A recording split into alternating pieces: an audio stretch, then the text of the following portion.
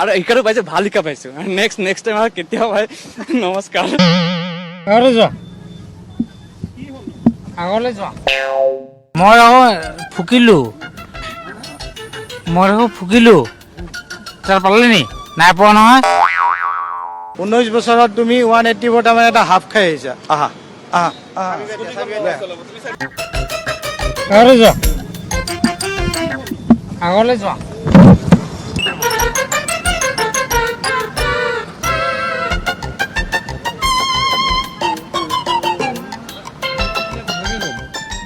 সেইটো কথা নহয়। কওক, আপুনি কিবা এটা সোধক, ভালকে সোধক। মই একো কোৱা নাই। নাই হা। কি ধৰিলে?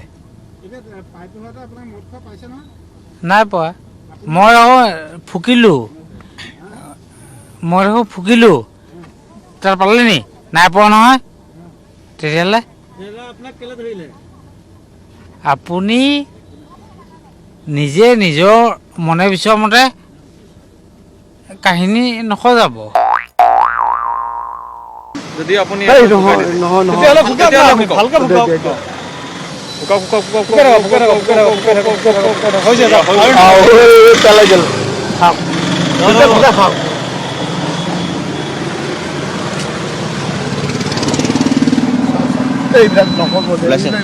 কথা। লাইচেন্সটো দিয়ক। আপোনাৰ লাইচেন্সটো ওলাওক। লাইচেন্সটো মই মোবাইলত চাব লাগিব হা। মোবাইল নালাগে, লাইচেন্স অৰিজিনেল লাইচেন্স। সেই নহয়, মই অৰিজিনেলটো ক'ত নাপাওঁ।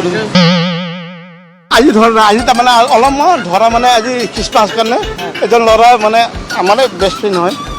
130 হৈছে বুলি কৈছে।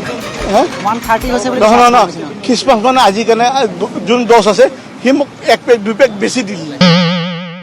বাৰু মই ধৰা পৰিলোঁ বাৰু, ঠিক আছে। সেইটো বাৰু মই এটা শিক্ষা পালোঁ। সেইটো কেতিয়াবা নেক্সট টাইম মোৰ নহয়। শুডিং কৰি গ'ল। কালিও কৰিছিলোঁ। কালি কৰা ডিঙি ওলাই দিয়ক আপোনাৰ লাইচেন্সটো। লাইচেন্সটো গুড। এই য়ং বয় কিমান আছে চাই লৈছোঁ। লাইচেন্স নাই তোমাৰ? আছে, bus. Very good boy. Helmet নাই তোমাৰ? হেলমেট ঘৰত আছে। আৰু তুমি মদ খাই আহিছা? বয়স কিমান? 19 বছৰত তুমি 180 বটা মানে এটা হাফ খাই আহিছা। আহা আহা আহা। অভিভাৱকসকললৈকে আহ্বান জনাইছোঁ, মুখ্যমন্ত্ৰী মহোদয়ৰ যি বলিষ্ঠ আহ্বান, বলিষ্ঠ পদক্ষেপ, কোনো উৎসৱৰ সময়ত উদ্ভণ্ডালি নকৰাকৈ যাতে উৎসৱ সমাপ্ত হয়।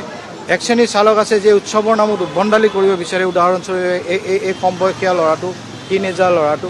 কিন্তু তাক অভিভাৱকৰ আয়ত্তৰ ভিতৰত যদি ৰখা যায়, অভিভাৱক যদি বুজাব পৰা যায়, বা আমাৰ সকলোবোৰ বাণী আমি যি এৱাৰনেছ কৰি আছোঁ, এইবোৰ কথা যদি বুজি পালেহেঁতেন আজিৰ দিনটোত এইটো নকৰিলেহেঁতেন। গতিকে আজি আমাৰ তাত তেওঁ ধৰা পৰিছে মানে হয়তো তেওঁ সম্ভাৱ্য এটা ডাঙৰ বিপদৰ পৰা হাতো সাৰিছে, আৰু জীৱনলৈ তেওঁ এটা লেচন হ'ব যে তেওঁৰ মদ্যপান কৰি গাড়ী নচলাব। গাড়ী চলালে দুচকীয়াই হওক, চাৰিচকীয়াই হওক, 6 চকীয়াই হওক বা 12 চকা 18 চকাই হওক, গাড়ী যেতিয়া ড্ৰাইভ কৰে তেতিয়া মদ্যপান কৰি চলাব নালাগে। এইটো মদ্যপান গাড়ী চলোৱাটো ডেঞ্জাৰাছত পৰে, আৰু দুৰ্ঘটনাবশতঃ যিবিলাক হয় মদ খোৱাৰ ফলতেই বেছিভাগ হয়। এইকাৰণে আমি সজাগতা আনিছোঁ যে ৰাইজে মদ খাই গাড়ী নচলাব। মদ খালে আপোনাৰ গাড়ী চলালে ড্ৰাইভিং লাইচেন্স আপোনাৰ পচপন হ'ব পাৰে, আৰু জৰিমনা বহিব পাৰে, আৰু নহ'লে তেওঁ জেললৈকো যাব লগা হ'ব পাৰে।